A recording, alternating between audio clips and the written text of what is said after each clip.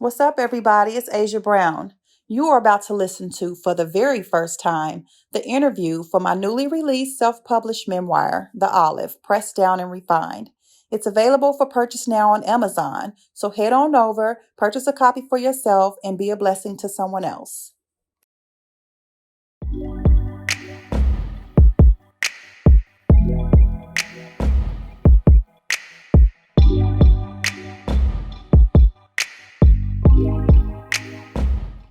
Thank you, everybody, for joining us today. I'm sitting here with the beautiful Miss Asia Brown, and we are about to get a little sneak peek of her beautiful memoir that we'll be dropping today. Make sure you guys order that. The Olive, Pressed Down and Refined. Hello, Miss Asia. Hello. How are you? I'm doing good. Good. I'm doing good. How you been doing with everything going on in the world? I've been at peace. I've been doing good. I've been busy. Okay. Working from home, taking care of the kids, making plans, writing, reading, studying, listening, praying. No, it's been really good though. Okay. I've been doing all right. I'm really blessed. So tell us about The Olive. Why do you feel like now is the time for you to get your story out to the world? Now is the time because it's been long enough. I began writing in 2016 and I stopped writing for a little while and I began to blog. And so came a time where I lost my job, lost my car, everything. God had me off work for a while. I didn't know it was going to be a year, but it was. And he told me to write. He told me to pick back up writing. He told me exactly how to do it. He said to get up every day, Monday through Friday, like you're going to work. You brush your teeth, you wash your face, you get dressed, you put your clothes on, you put your shoes on, and you create your workstation. Okay. He said you set up your laptop, don't worry about what you ain't got, just use what you got. And I sat down and he said, don't be late. Be in the chair at 9. From 9 to 3 because the kids got out of school shortly after that. And, I attend to them after that. But I did exactly what he said, and I had the book wrote within like almost a month. I just really needed to get something down. And so after that, I was able to kind of play around with it a little bit more, get in touch with some editors and stuff like that. It's important to get it out now because we need it now more than ever. With our generation and the generation that's coming up behind us, we need it. And a lot of women and men don't know how to heal, what to do to heal, what are the first steps, what's right and what's wrong when trying to heal, and just dealing with heartbreak and depression. And it's a lot of that going on right now. And so I think he said now is the time where everybody's sitting still. All types of emotions and stuff are coming out in people's lives now. So I think now is the best time. I love that. So while writing your memoir, what feelings did that kind of evoke for you? Oh boy. I'm sure it was all over the place. Yes, it's the absolute hardest thing I've ever had to do. One of the hardest things I've ever had to do in my life. Because when he had me write this book, I was in depression, like deep down in depression, battling anxiety and, all these fears and things like that was going on in me. And he was showing me so much about myself, the good, the bad, and the ugly, but he didn't leave it like that. You know what I mean? During the time where I was writing, it was so much healing going on. And he forced me to see some things about myself that I didn't know, that I wasn't the perfect one. I wasn't the one that did everything right, showing me, just a lot of self-awareness checks, and there would be times where I would cry. I would just get up and just be like, well, I'm done writing today. Like, I can't deal with this, because it forced me to dig back down in some of those feelings and emotions and stuff that I tried to bury. I had to take myself back to those moments, while still being in the moment, because there were moments that happened years ago. And so, while he was writing it, he was still loving on me at the same time though, still sending me affirmations and stuff, just showing me how he loved me and how much I meant to him. And so it was hard. It was hard, and I hated going back to edit it, because to go back to edit it, that means I had to read it again. It's like reliving it all over again. It's almost like God forced you to acknowledge Yes, he did. every Yes. instance of your life, you know, in order to Yes. kind of press down and refine you almost, you know. I'm telling you. And I think one of the things that he told me was, you know, it really wasn't so much about what happened, it's the why it happened. Mm. You know what I'm saying? Yeah. You went through this as a result of committing adultery. Mm-hmm. You know what I'm saying? This is what happens when you do that. I didn't know he takes it that serious, but Oh, yeah. he take it very serious. Yeah. Uh-huh. Yeah. So what obstacles did you kind of face? Aside from just the feeling of being overwhelmed some days and super emotional other days, like what other obstacles did you face when trying to put your memoir together? You know, I have my kids and stuff. They were needing love from me, and I didn't have it to give. You know, struggling, like I said, without a job, and although God kept us the entire time, you know, we never went without or anything. But I was dealing with that too, not knowing if He wants me to work or if He wants me to stay home. And during that time, it turned it into an entire year. Okay. You know, a year of keeping us like no job, no income. Okay. You know, and it's just the people He put in place. Mm-hmm. And so just dealing with a lot of that and my kids' emotions, they were going through a lot of things, the separation and the divorce and all that stuff. And so I was having to deal with that and, you know, how they resented me for leaving and just, you know, all that stuff. So just dealing with that, just feeling like, you know, I never really did overcome fear until just not that long ago, you know, but it was really, it was a lot. I was facing a lot as he was showing me things about myself. Yes, And yes. they weren't pretty.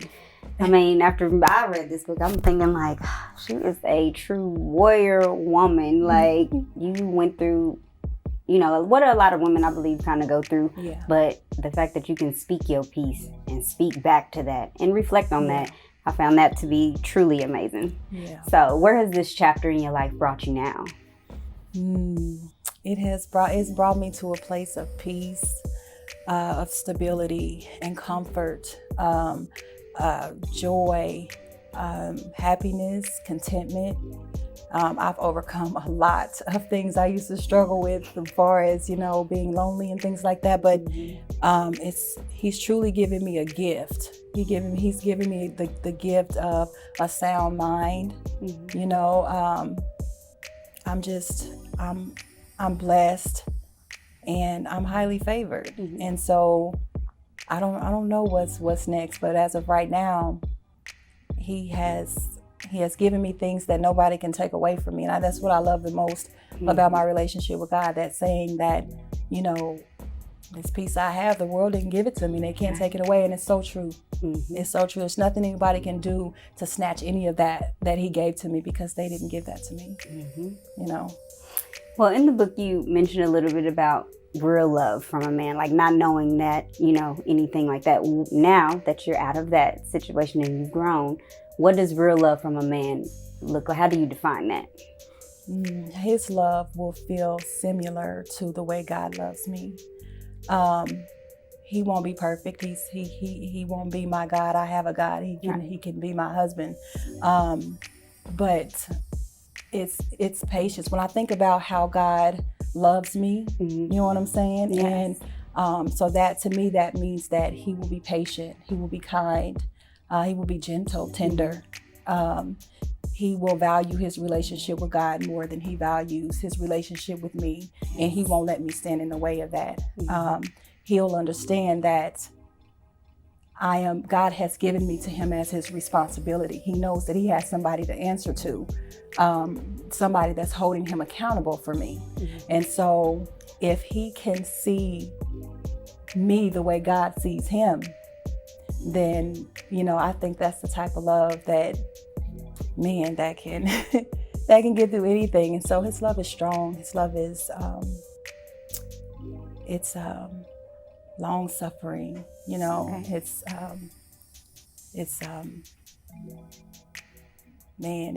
I ain't seen it yet. You know, but now, when you see it, you'll know now. Yeah, I'll know. God has placed you in a position that you'll know when it's real. So yeah, that's the best feeling right now, for real. Yeah, it is. So in the book, you talk a lot about like soul ties and how sex and adultery can kind of create those soul ties. Mm-hmm. Kind of explain to readers, what is a sexual soul tie? Okay, my definition. Yes. I'll just have to speak on my own. My definition of a sexual soul tie is just when it's a tie that's inseparable by willpower. It's a tie that can only be separated by God, because it's spiritual. There are things that are released during that time, and it can it can cause so many things. Oh my gosh, it can cause a lot of things. I'm trying to answer this question without telling so much of the book, but it's just where your mind and your soul and your everything is intertwined with this person. And so, there are so many things that can happen as a result of that. It's just, you need that person to feel like you can live, like you don't feel complete without this person, like you need them to make you feel validated and worth something. It's just, the attachment is just it's terrible. Mm-hmm. It really is. And we don't understand that that's what's going on. We don't know why. I didn't know why I was that way. I didn't even know there was a such thing as a soul tie until somebody mentioned it to me, sent me a video, and I watched it. And for years I couldn't explain what that was. And when he broke it down, I said, wow, that's crazy how we can be attached to somebody like that. Mm-hmm. Just attached to them and just feel like we need them. But a soul tie can happen without sex too. Mm-hmm. It's just, that's just one of the worst ones you can have, yeah. And really mine was of the mind. Mm-hmm.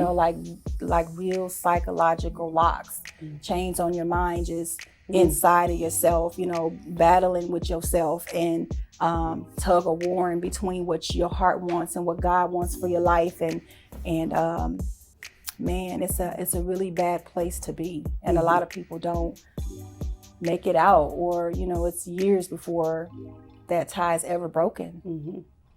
It's really deep. It sounds like it is very deep. Like you can move on, live a whole nother life, but still be, have a soul tie with someone else. Yeah. You can. And I did. See, mm-hmm. You got real. Yeah, I did. So, and there's a moment in the book where you mentioned you felt like you were at war with yourself. Mm-hmm. What did that feeling like? Describe what that felt like. That meant every day, when the kids would be gone, I'm forced to really sit down and deal with these things on my own. There was nobody around me. It was always just me when my babies were at school. Mm-hmm. And so I just felt like every day was Groundhog Day. Every day was the same battle. Hearing the thoughts of the enemy, his voice louder than God's voice, just constantly battling, just like at war. Like sometimes I used to just feel like, what's the point? What's the point? I used to want to sleep all my days away. I didn't want to ever be woke. It was a really bad place for me. But no matter what I did, worshiped, whatever, I'd be okay for the moment. And then it's just like right back there, right back. You see things, you hear things that remind you of stuff. And there it go. One vain imagination is all it took. Yep, it's all it took. Went into anxiety like crazy, like real anxiety. I didn't even know I was battling anxiety until, I was told what the symptoms were, and it was like real, like stomach just hurting. Mm-hmm. It's like a battle of the mind. Like, it is. It really is. You hate to be in your own mind. Mm-hmm. And like you said, you were forced to be in your own mind. And how you gonna get out of that? Right, you can't. Because everything that happens in life begins first with a thought. Yes, it does. So, yes. Sure does. So what would your message be to women, ladies, young girls even, who are experiencing similar pains and heartbreaks? Maybe not the exact same situation, every situation you went through, but they can relate. What's your message to those ladies to kind of come through, overcome?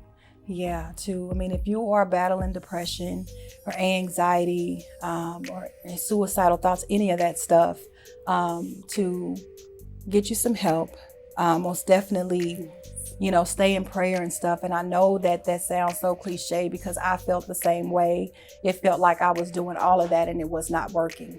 It's just nothing was seeming to work. And I felt like God was taking so long to heal me. Like, why are you taking so long? But I didn't realize that I was fighting against my own healing. He was trying to save me from things. And I just kept going back, just having to start the healing process all over again. And, you cannot do it without God. You can't do it without him. So I wouldn't even try. I couldn't imagine doing that without him. I couldn't imagine that. So, it helps to be around your family, even though you want to push them away, to be around your family and friends and stuff and get out of the house, try to stay out the house as much as you can. I know what depression is like, where you don't want to be bothered by nothing or nobody. You don't want anybody around you. You want it dark as it can get. But that's not the will of God for your life. It's not the will of God for your life. He has called you to do more than that. He did not call you to be sick in the mind and sick in spirit. And, he's sick physically. It can physically make you sick, So I encourage you, woman, to be strong and courageous, and let him do what it is he needs to do in you so that you can heal the way he wants you to heal, and so that he can show you all that you are, who you are, why you're here, what your calling, your purpose is. Yes. And there is more to life. He has so much more for you. So just keep pressing, keep trying, don't give up, and continue to seek him. Yes. Seek him for direction. Beautiful. Yes, exactly. Yeah. It's almost like God will let us go after what we keep pressing for. Yes. Until he brings us to that moment where you have to sit down and listen to me. And that's what you don't want. And that's what you don't, because that's when you feel like you like rock bottom. Yes, if you do it the first time, then I've been calling you. I've been calling you. Want that? I'm gonna let you have that. Yes, but I'll be just here to show you it ain't what you want. And he never left your side throughout everything, so that's what's amazing. No, he didn't, and he still shows me now why. I'm understanding it, why he had to do the things that he did. And I'm so grateful. At first, I was just so sad, a couple years ago about it, but it took me to really get a revelation of why he did exactly what he did. And he showed me why. And I'm forever grateful for that. I couldn't imagine still, but I'm just thankful he didn't leave me like that. Yeah. For sure. So who were some authors growing up, or some of your books that you read growing up that kind of inspired you to want to write? I can't think of any from just, over the years. I haven't even really read a lot, to be honest, over the last couple years. But God most definitely inspired me to write. I don't know if I would have ever really completed it had he not told me to. Exactly. It's not something that I love to write. I used to write poetry and stuff, but I never wanted to dig that deep. Mm-hmm. I just kind of wanted to stay on the surface of things. But he most definitely inspired me to do it. To dig deep. Yes, to dig deep. But I see why he wanted to heal me. Yes. Okay, well, just one more question for you. Okay. What's next? What is next with the Olive? We still have a book signing that we have to do. My guess is it'll be within the next month or two. And we're gonna sign some books, and I would love to do a sequel to this. Yes. Yeah, to do a sequel to this, because this came from a hurt place. It came from a really, really dark place, but because of that, I was able to really, really dig down deep and really, really heal from some things. But so I am in the middle of writing my second book. Okay. It's called Intangible Worth. It's about a woman's worth. And I'm excited about that, because that's I'm excited about that. Yes, it's about a woman's worth. And man, it's powerful because it's coming from a place of strength. Yes. I mean, this is a place of strength too, but a different kind of strength. Coming from a place of wholeness and awareness. you know. Yes, And I'm excited for I'm that ready one for that too. one. Yes. Actually, I'm probably a few chapters into that one. Okay. So I'm I'm not looking sure forward when. to reading that one as well. Yes. Yeah. So far that's it. I don't know where else God is taking me. I got a feeling that we gonna do something with this, and Yes. I'm just trying to stay in a position so that I can hear from Him, so He can tell me what to do next. That's awesome. Awesome. Yes. So thank you for your time, and we will make sure you guys get the book on Amazon. It is out now, and be sure to follow Miss Asia on Instagram. Pressed and Refined, or just search Asia Brown, and you will find her. Make sure you guys follow her. Get the book, and we'll be letting you know when the book signing will be, and we hope we'll be able to dive deep into some of the good, juicier questions at that time, because everybody will have read it. We don't want to give too much away right now, but we will go ahead. Miss Asia, do you want to introduce the video that we have? Yes, this is our promo video to the Olive, and we really had a good time shooting it. I enjoyed myself. God connected me to some really great people. I am blessed to have met the people that I've blessed. Y'all, I have a very dope photographer. I don't want to share him with y'all, but his name is, his business is called Bees Photography KC. He's amazing though. You got to check him out. I had an amazing co-star, Tristan. He played my love interest for this video, and he did his thing. I'm very blessed to have had him. God had me wait for him. He had me wait till I met him to do this, because he was exactly what I was looking for. This is my lovely event planner, Xavier. She is... oh man, she's taking care of so much for me, y'all. I'm blessed to have had you do this with me. I couldn't have thought of another person to do this with. I've been after her for a few years, but I finally got her. Waiting too. Yes, so she patiently waited for me. Yes. So.